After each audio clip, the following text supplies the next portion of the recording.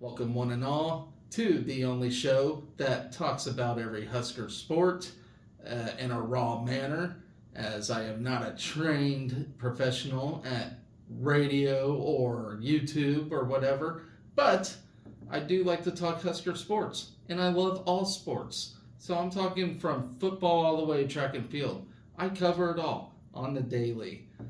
So do me a favor, hit that subscribe button, leave me a like, leave me a comment, as I like to engage with Husker fans in every way. Whether you're a tennis fan, whether you're a swimming, diving fan, football, wrestling, you name it, I love it all. I'm not one of those that just talks about football. I talk about it all on the most of the time daily. I try to make it weekly, but there's usually a lot to talk about. So, without further ado, ladies and gentlemen, let's get right into this. If you follow along here, if you watch my shows, all 10 of you, you do know that I went through all of Saturday's action. Friday's action. So now we're going through Saturday and Sunday's action. As there's nothing going on today, so we get a break, which is nice. And there seems to be hardly any breaks when it comes to Husker athletics. This week, however, though, we do got a men's basketball game tomorrow. I'll go over that here in a minute. And a wide plethora of things going on this weekend. So during the week, we catch a little break here. So without further ado, let's talk about that bowling team. 8-time national champion. They finished off the Northeast Classic. I went over day one. I won't go much over day two, as I'll just give you the results here real quick. So, after 5 Baker total pinfall matches and 5 traditional matches on Friday and Saturday, the Huskers bowled 3 best 4 of 7 Baker matches on Sunday for a chance to repeat as tournament champions after taking the crown last year. Well, that did not happen this year. In the first round of bracket play, the Huskers faced number 3 Youngstown State with a starting lineup of Desiree Boucher, Lainey Breedlove, Brianna Hartzler, Caleb Verstrate, and Jillian Martin. The Penguins took 2 of the first 3 games of the contest. Despite the Huskers winning Game 2, Nebraska then grabbed Game 4 and Game 5 to take a 3-2 overall advantage in the match. However, Youngstown State responded with victories in Game 6 and Game 7 as the Huskers fell 3-4 to the Penguins before moving on to the second round of match play. Nebraska then met number 6 Arkansas State in another best 4 of 7 Baker match. Arkansas State took the first game, and the second game, Nebraska came back in Game 3 with a 212-170 victory before the Red Wolves won Game 4, a 3-1 overall lead. The Huskers won the next game 266-178, but fell 4-2 to Arkansas State to secure a spot in the 5th place game. And I forgot to mention, Saturday, we went 10-0. So we went unbeaten clear up until Sunday, till bracket play. So that's not a bad deal right there. So anyway, in the 5th place game, the Huskers took on number 5 Tulane. Nebraska took the first game, but the Green Wave responded with a victory in the second game. Nebraska came back with wins in Game 3 and Game 4 to grab a 3-1 lead. Tulane won the next 2 games to force a winner-take-all 7th game, where Nebraska battled and defeated Tulane 215-184 to finish 5th. Individually, Butcher led the way for the Huskers with a 4th place finish and an average of 223. Verstrate was 10th. Breedlove finished 33rd. And Hartzler was 41st, and Martin rounded out the group with a 109.4 average. Up next, the Huskers will travel to Arlington, Texas on this Friday, on through Sunday for the Prairie View A&M Invite. So, not a bad weekend for the bowling team, despite not repeating last year's performance. So, with that in mind, what else did we have on Saturday? That was so great. That was so fun. Uh, well, what wasn't fun was the rifle team dropping another match against Georgia Southern this time around. So the rifle team is really struggling, and we will see how that went down. Um, so, still ranked 7th at this time. I do believe we dropped some rankings, but I did not check. I should have, but I did not. The Nebraska Rifle Team fell to the number 5 Georgia Southern Eagles by a score of 4,725 to 4,702. On Saturday, the Huskers honored seniors Cecilia Ossie, our reigning small bore national champion, and Madeline Erickson and junior Mackenzie Strock for their contributions to the program. Ossie claimed a second place overall finish with an aggregate score of 1,187. Sophomore Emma Rode finished 5th overall with a 1,179.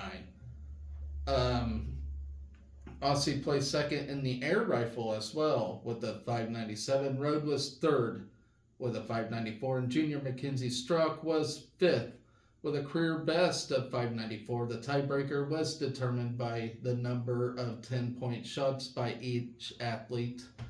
Ossie also grabbed a second place finish in the small bore with a score of 590. Rode was 5th with a 590. Up next, Nebraska will travel to El Paso, Texas to take on number 19 UTEP on January 27th through the 28th. For timing updates, please check Huskers.com.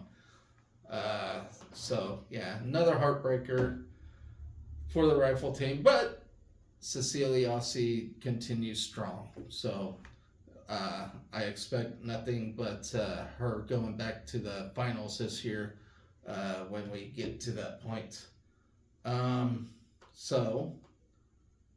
We also had a basketball game, a nice big win in basketball, actually. But actually, let's talk about the track and field team real quick as they attended the Mark Culligan. Well, they didn't attend, they hosted the Mark Culligan Invitational. And we got a hell of a track team, I will put it that way. Track and field earned the women's and men's team titles on Saturday. Overall, the Huskers claimed 17 individual titles with 5 performances moving up on the all-time list. So Justin St. Clair's doing good things with this track team, and Trev did a very good job of hiring Mr. St. Clair's. Henry Zimmerman, Nebraska's Henry Zimmerman and Colorado State's Maya Lesnar were named the recipients of the Mark Culligan Memorial Award given to the meet's most valuable throwers. The award and meet are named after former Nebraska assistant coach Mark Culligan, who passed away in 2011. Culligan was a member of the track and field program as an athlete and coach for over 25 years, coaching a total of 74 Big 12 Conference champions and 5 athletes who won a combined 12 national titles. So we took over the top 5 of the men's weight throw, led by Zimmerman, breaking his own school record with the 74 feet 8 inch and a quarter. That puts him at the top of the Big Ten and at number 2 in the NCAA. Max Herman placed second with a personal best of 64 feet 9 inches and 3/4. And Josh Marcy finished third with 62 feet 6 inches and a half. Rounding out the top five, Brett Schwartz threw a PR of 60 feet 10 inches and a half. And Seth Schnackenberg added a personal record as well with 60 feet 2 inches to take fourth and fifth. Then you have Hillevi Carlson and Ariel Emmentorp teamed up to grab top three finishes in the women's weight throw with personal best marks. Carlson took second with the number 10 throw in school history with 63 feet 3 inches and a half, while Emmentorp placed third with a 62 feet 2 inch and a half. Kimmy Garabian added a fourth place finish with a distance of 61 feet 7 inches and a half. In the shot put, Mine de Klerk, I always like saying that name, and Amelia Flint placed second and third. Flint moved up to number 6 in school history with her mark. Nebraska took the top two spots in the men's shot put with Kevin Schubert hitting 63 feet 1 inch and a quarter for first, and Cade Moran throwing 61 feet 1 inch and a half for second. Then there's Michaela Moore, who hit 52 feet 3 inches and a quarter in the triple jump to win the event and put himself on top of the Big Ten with Saturday's mark. He sits at number 7 in the NCAA and number 10 in school history. Tara Wilson added a runner-up finish with a 48 feet 11 and 3/4. Nebraska took the top three spots in the women's triple jump with Rihanna Phipps winning the event with a 41 feet and a half. Ashley McElmurray and Latavia Brown finished second and third till Steinforth won the men's long jump with the number 2 mark in the Big Ten, 25 feet and a half. He won the Big Ten title last year too with that. Continuing the horizontal jump success, Nebraska swept the top three in the women's long jump, led by Lashana Elvis with a mark of 20 feet. Valencia Williams claimed second with a 20 and a half feet, and Darby Thomas finished third with an 18-foot 7 1/4 jump. Jenna Rogers secured the high jump title with a height of 6 feet and a half. Her 6 feet 2 3/4 from last weekend's graduate classic still ranks number 2 in the NCAA. Brooklyn Miller and Rebecca Pecora pitched in third and fourth place finishes, both clearing 5-8. Jessica Gardner tied for fifth in the women's pole vault, clearing 12 feet 8 inches. In the men's high jump, Tyus Wilson finished as runner-up with a height of 6 feet 11 and a half inches. Reed Nelson placed fifth with a mark of 6 feet 9 3/4. The freshman distance duo of Berlin Schutz and Allie Bainbridge cruised to a 1-2 finish in the mile. Schultz jumped to number 6 all time and number 2 in the Big Ten with a time of 4 minutes 41 seconds 0.91, while Bainbridge clocked a 4 minute 51.87. One of the two freshmen led Nebraska at all 6 cross-country meets this past fall. Schultz went on to run to an 800-meter victory with a time of 2 minutes and 10 seconds. In the men's mile, Gabe Nash led Nebraska with a time of 4 minutes and 11 seconds, finished third. Eric Snell was Nebraska's top finisher in the men's 800-meter, clocking a 1 minute 56 second 0.36 to take fourth. I am really impressed with that Berlin Schultz. So I was following her during cross country this year, and she's going to be something special by the time her career is done here at Nebraska. So she's one of the athletes to watch in track and field. If you want to follow a young person, somebody who's fresh, that'd be the one. She's a spectacular talent. Um, Bryna McQuillan and Kimmy Miracle took first and second in the women's 3,000 meter. On the men's side, Trevor Acton secured the 300-meter win with a personal best of 8 minutes 25 seconds, while Sadia Finner placed second with an 8-minute 28 second. In the 60-meter hurdles, Johanna, I can never get this name right, Ilves, Ilbes, ran a personal best 8.38 to win the final. That time ties her for ninth in school. Freshman Jeremiah Smith won the men's 60-meter, running the stretch in 6.84 seconds, while Till Steinforth ran to third with a 6.85 second.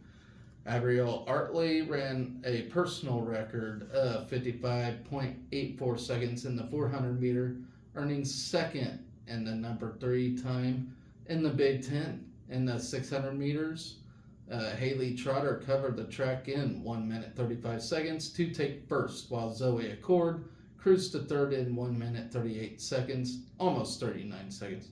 On the men's side, Nico Schultz and Holden Roos teamed up for a 1-2 finish in the 600 meters. Kavian Kerr crossed the line first in the men's 200 meter in a time of 21.64. Ariana Walker placed third in the women's 200 meter, running a 24.81. The Huskers men teamed up to win the 4x400 meter relay in 3 minutes and 15 seconds. The women placed third in the same relay with a time of 3 minutes and 48 seconds. So our track and field team will return to competition on February 2nd through the 3rd at the Frank Sabine Husker Invitational at the Devaney Center indoor track. So not a bad weekend for the track and field athletes, to say the least. We're looking very strong, even stronger than last year, I do believe. So what else did we got going on this weekend? We did have the 2 men and women's gymnastics meets. I'll go over that after I go over that nice big win in basketball as we beat Northwestern, a team that I was very scared to play, but we got the job done. It wasn't a pretty game. It was an ugly game, but you got to win those ugly games. I love seeing that. Josiah Alec had a team high of 15 points to lead 5 Huskers in double figures as we posted the 75-69 win over Northwestern Saturday afternoon. And, let me tell you, Josiah Alec, he's a senior this year, and when they talk to him, he seems to take that leadership role. Like, he does a very good job, and he I do believe him when he said he rallied the team up and said, okay, hey, that finish against Rutgers, that was a bad taste. We didn't like that. Do you want to finish like that again? He did a good job getting the team together and getting this victory while we have Juwan Gary out. So he steps up in a big way, and I'm very proud of him. Alec, who, as I mentioned, he replaced Juwan Gary, set the tone with 10 first-half points, and finished the day hitting 4 of 5 shots from the floor and 7 of 8 from the foul line to help us snap a 2-game losing streak.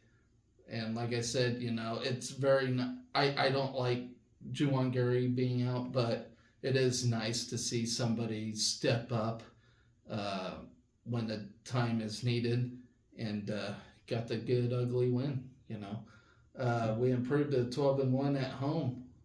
That one loss against Creighton still leaves a bad taste in my mouth. Shot a season high 55.3% from the floor, including nearly 70% from the floor in the opening 20 minutes. So that was huge, and that was key for us. We had to shoot a season high, but we got it. We got the job done. Despite the shooting, the game was in doubt until the final minute when C.J. Wilcher's basket with 3:29 remaining broke a 65-all deadlock before Keisei Tominaga's putback with 2:45 left made it a 4-point game. And I believe that's when Josiah Alec rounded the team up, said, hey, let's get this done, So great leadership by him.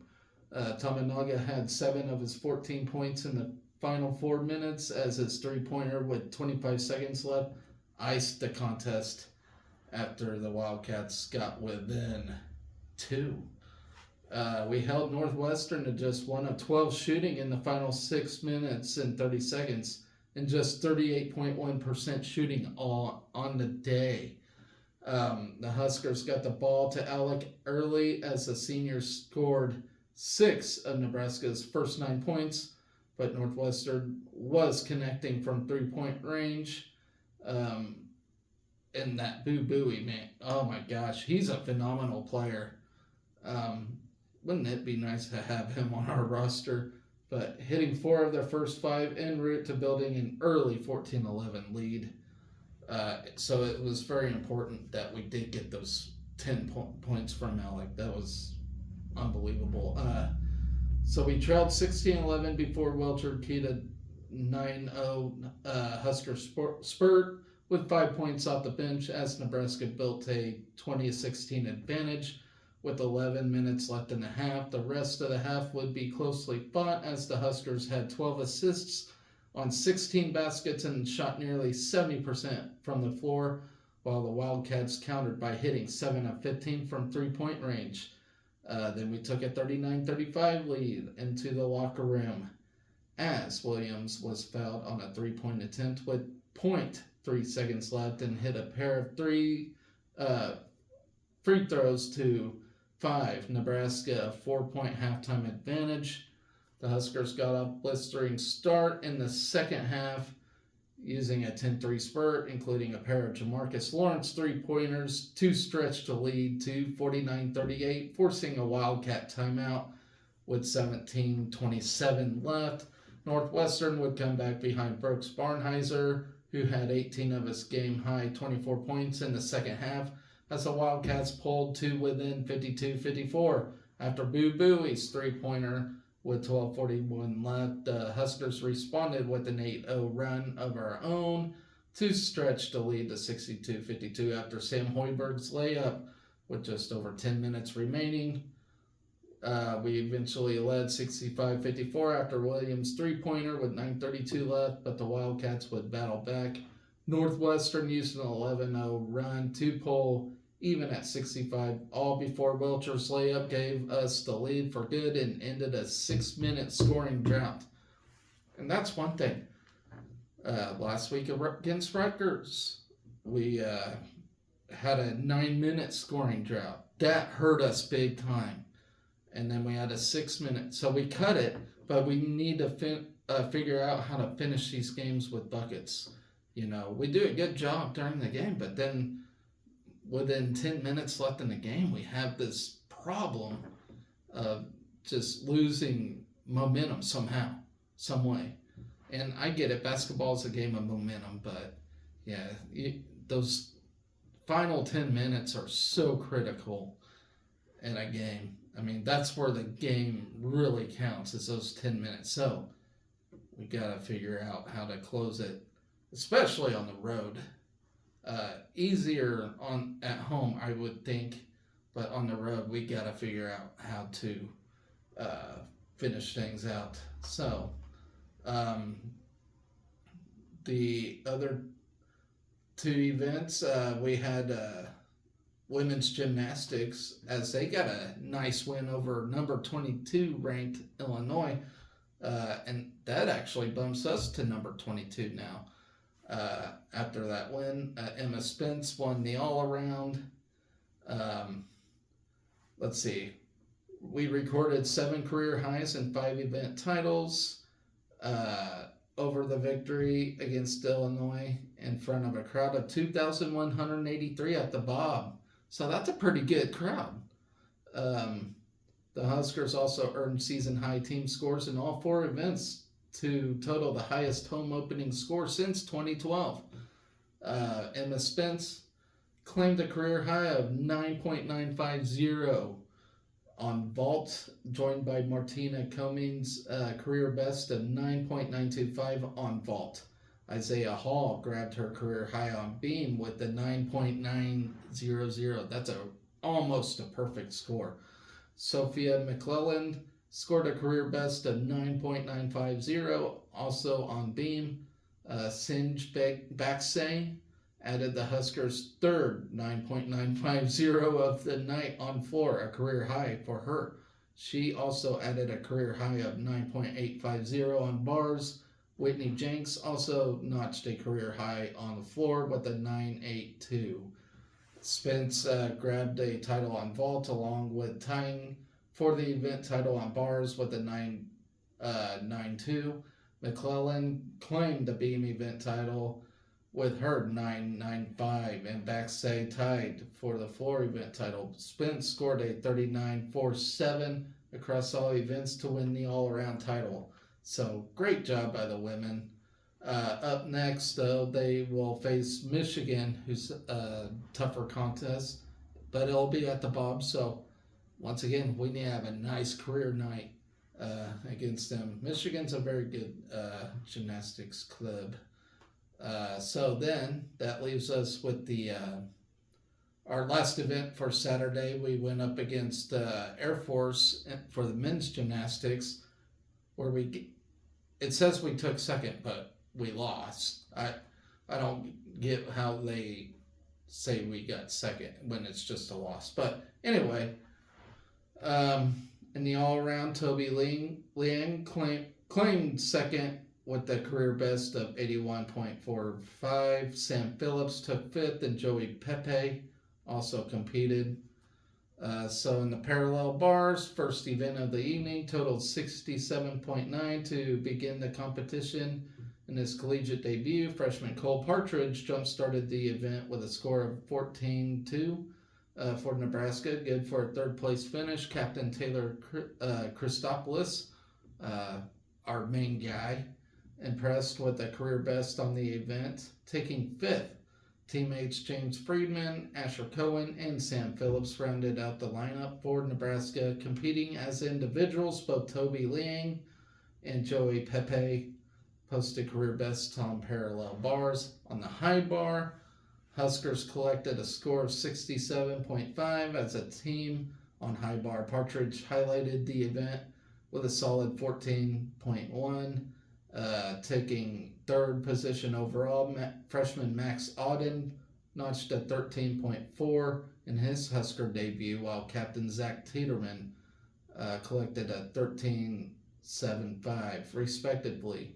Captain Sam Phillips scored a 12.7. Christopoulos anchored the lineup with a 13.5.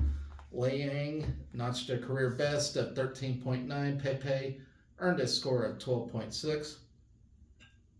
So on the floor, as a team, we scored 67.55. As a team on the floor, Chris Heiser led the lineup with 13.2, while Nathan York followed with a solid 14. Freshman Chase Mundy scored 12.7. Luke James notched a 13.6, and Phillips put up a 14.05 to land a fifth place finish as the anchor on the event. Liang put up another career best on floor as the teammate Pepe in the individual competition. Then one of my favorite events, the pommel horse. We earned a team score of 68.65. James Friedman acted as leadoff on the event, notching a career best of 13.8. Nathan York scored a 13. Travis Wong, Cooper, Giles, and Christopoulos each nailed a 13.95. A career best for Christopoulos. Phillips anchored the rotation with a score of 11 even. In the individual competition, Liang scored a 13.4 and Pepe scored a 11.7. Then you got the rings, where we collected a combined score of 66.85 as a team. Yanni Chronopoulos led the rotation with a score of 13.2. Heiser followed with a 13.75, claiming second position overall. Wong took fifth place after landing a score of 13.5. Cohen scored 13.35. Phillips rounded off the lineup with a 13. Competing as individuals, Liang scored a 12.85, while Pepe earned a 11.45 respectively. AJ Morgan scored a 12.5. Then on the final event in the vault, we totaled 71.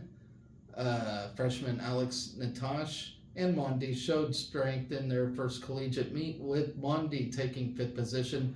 Tiderman showed a solid 14.5, good for third place, while teammate James notched a 13.95 respectively. Christopoulos notched a score of 14.35. Phillips anchored with a 13.75 score. Liang set a career record of 13.9, and Pepe scored a 12.4. So up next, we will host Penn State on February 3rd in our home opener at the Bob. So be there, be square.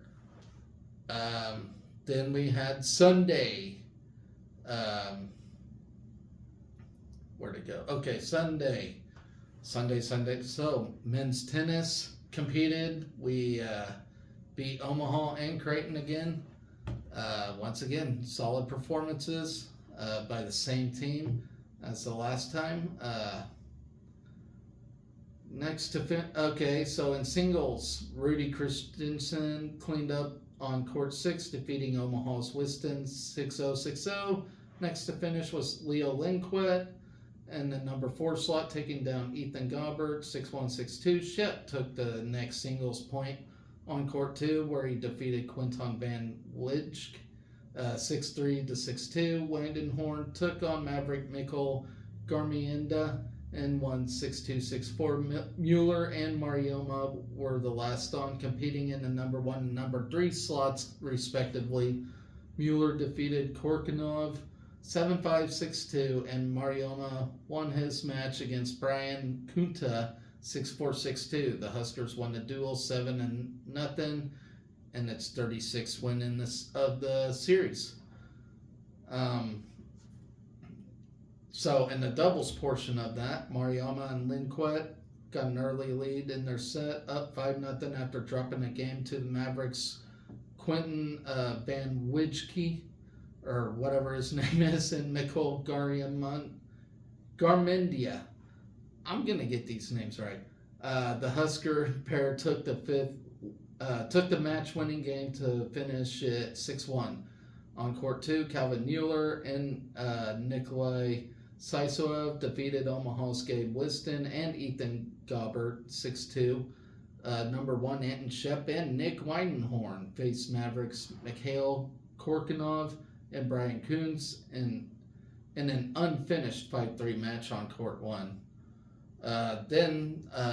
Next up, we took on Creighton for the second time this season, second time in a row actually. Lindquist and Marioma grabbed a quick 6-3 win on court 3 against Creighton's Gondini and Dajima. Court 1 pushed into a 6-6 tiebreak where Shep and Weidenhorn could not outlast Lanahan and Malene, dropping the 7th game. Final score 6-7. Down to court 2 for the doubles point. Mueller and Saisoev secured the win 7-5. In the singles slot, Shep took the first singles win in the number 2 slot against Lanahan. Lanahan's match against Mueller in the previous matchup between the teams went 3 sets. Shep defeated Lanahan 6-4, 6-2. Next to finish was Mueller on court 1, defeating Patel 6-0, 6-2. With only 1 point to go for the win, Mariama competed in the number 3 slot and took on Blue Jay Gondini. After being down 1-4 in the first set, the senior came back to win 6 games in a row to take a 6-4, 1-0 lead. Mariama defeated Gondini 6-4, 6-1 to secure the 3rd singles point and match-winning point for the Big Red. Nebraska won the duel 4-0 and improved to 4-0 of the season. Up next, we do hit the road for the ITA kickoff weekend held in Lexington, Kentucky. We will face Alabama first on January 26th, and either number 10 or Kentucky or Notre Dame the following day. Times are TBA and all that jazz. So, good start for the men's tennis team, as we really don't have a very good history in tennis, but this team's really impressing me. So with that out of the way, let's talk about the heartbreaker in women's basketball as we went down against Penn State. Total heartbreaker. I've never seen a team that plays so hard, has the talent that they do, and just have bad luck. And that's all there is to it. Alexis Markowski produced a huge double-double with 16 points and a career high of 19 rebounds, but we did slip to 13-6 overall, 5-3 in the Big Ten. Penn State improves to 13-5 and 4-3 in the conference. Jazz Shelley added 12 points for the Big Red, including 9 in the fourth quarter on a pair of threes. And a traditional three-point play in the first 7 minutes of the fourth quarter to fuel our late rally. She also recorded a career high of 6 steals in the game. Darian White also contributed 12 points for her second straight double-figure scoring effort. Despite jumping out to a quick 7-0 lead with all the scoring from Markowski, we headed second quarter tied at 12. Penn State took control of second quarter with 8 points from Ashley Owuzu, who made her first start in her third game as a Lady Lion. Owuzu finished with a game high of 20 points. Shea Zieski, who led Penn State with 10 points in the first half, added 5 points in the second quarter, including a three-pointer at the buzzer to help Penn State take a 36-26 lead to halftime. Zeski, finished with 17 points on 3 of 6 three-point shooting and a 6-for-6 effort at the free throw line. Just an overall, it was a hard-fought game. We played very well, but just could not get the job done. But next, we'll go on the road against number 2 Iowa. Actually, I don't know if they're number 2 now. Since they lost to Ohio State, they might drop down after that. I'm not sure. But my gosh, I've been waiting for this game for a long while, and I would just like nothing more to see. Oh damn, I forgot her name. Iowa's star player, Caitlin Clark. There we go. I would love to see nothing more but to watch Caitlin Clark cry. If you'd like to see Caitlin Clark cry, hit that like button. But yeah, huge matchup for us. It's on the road at Iowa. But every team's going to give Caitlin Clark their best shot, including us. So hopefully we go there and get an upset. It'd be huge for us. If we want to see the postseason, we need to win this game. But, that's a long shot. I mean, I think we'll still see the postseason, but, this would be a nice resume-esque type win if we can pull it off. If we can pull it off. So that leaves me to... does that already leave me? Okay, so we're finally on the last event for Sunday, which was wrestling against Purdue. Sloppy duel, to say the least. We looked sloppy out there, but we got the job done, winning the duel 27-14. Here's how it went down. So at 125, Matt Ramos, tech fall Alan Kohler. I don't get why we didn't put Caleb Smith in there, but maybe it was just to not have the embarrassment, I guess. And it probably was a rankings game. Mark Manning, this is how he does it. He plays with the lineup all up until, postseason, which is Big Ten tournament and the NCAAs. I I can't really frown on that. He does a great job with roster management. I don't get his plays half the time, but he does a great job managing and developing these guys. Best coach in the country to do it. And I don't think any coach does it the way he does it. And he just does a phenomenal job. I have not cracked his system at all, but um, he does a phenomenal job. Because when we're in the postseason, we tend to do well. But it always looks scary during the regular season. But then when we're in the Big Tens and NCAAs, it all makes sense. But Matt Ramos tech fault Alan Cooler to give Purdue a 5-0 lead. At 133 pounds, we put Jacob Van D back out there, ranked number 19th. Took a decision win over Dustin Norris. Then at 141 pounds, Blake Cushing gets a nice upset win over Grayson Clark to put us up 6-5. Then, sorry guys. Then at 149 pounds, Ridge Lovett with a nice big pin over Marcos Polanco. That put us up 12-5. Then at 157 pounds, another heartbreaker for Peyton Robb as he gets pinned by Joey Blaze, number 16 country.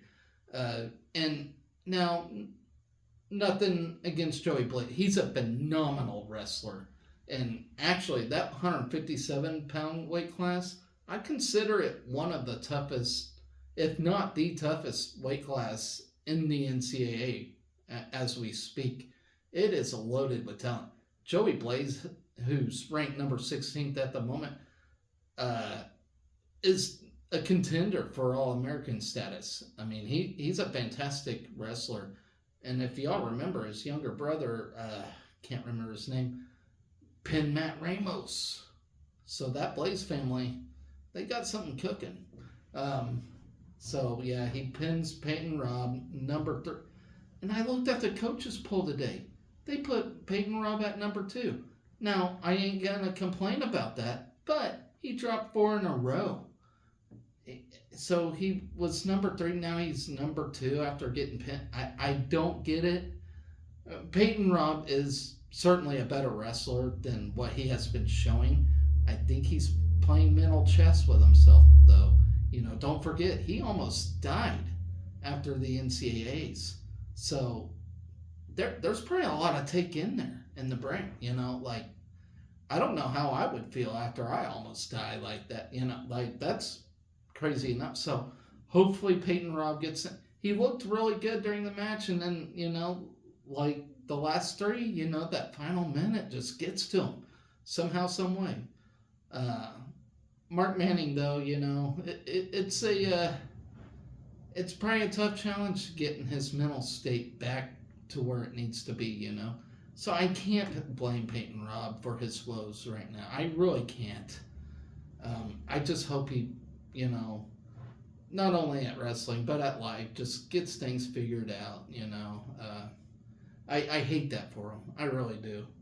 So at 165 pounds, Antrell Taylor, Major Stony Bull, put us up 16-11. Then Brody Ballman from Purdue beats Bubba Wilson, upset. Bubba Wilson has been wrestling pretty good as of late, but that was just a tough match for him. And that Brody Ballman, he's looking pretty good himself. So that makes it 16-14. Then at 184 pounds, Lenny Pinto, number 3, beats James Rowley to put us up 19-14 for the duel.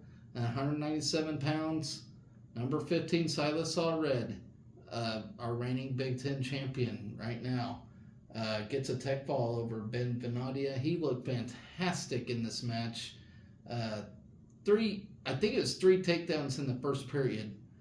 And it was a pretty quick tech fall in 3 minutes and 28 seconds. So nice win for Silas to build up his win record. So that sealed the duel right there, 24-14. So that puts in Nash Hookmacher against Tristan Rollman. Nash gets the win, 5-0. So he's 2-1 for the year. And don't forget, we still have Harley Andrews at heavyweight as well, who got the win. So who knows what's going down on there. So good duel for the most part. There's some sloppiness. Peyton Robb certainly got some woes going on right now, but wrestling team's looking fantastic. So that leaves me for one more topic, and that is a game against Ohio State, basketball game against Ohio State. Ohio State's been playing pretty good as of late. And it is a home game, so that's one advantage. But we need to win this home game because as of right now, as it stands, if we win our home games but then lose the road games, that'll leave us at like 20-11, I believe, which would not be a good record for tournament resume wise, but it is important to at least secure that. So let's see what Ohio State's got. Under the direction of their 7th-year head coach, Chris Holtmann, Ohio State is 13-5 of the season and 3-4 in Big Ten play. So they're almost identical to us right now. With a huge win over Penn State on Saturday, Holtmann guided Ohio State to 5-21 seasons and 4 NCAA tournament appearances before the streak was snapped last season, as the Buckeyes went 16-19, but they look like they're going to improve that this year.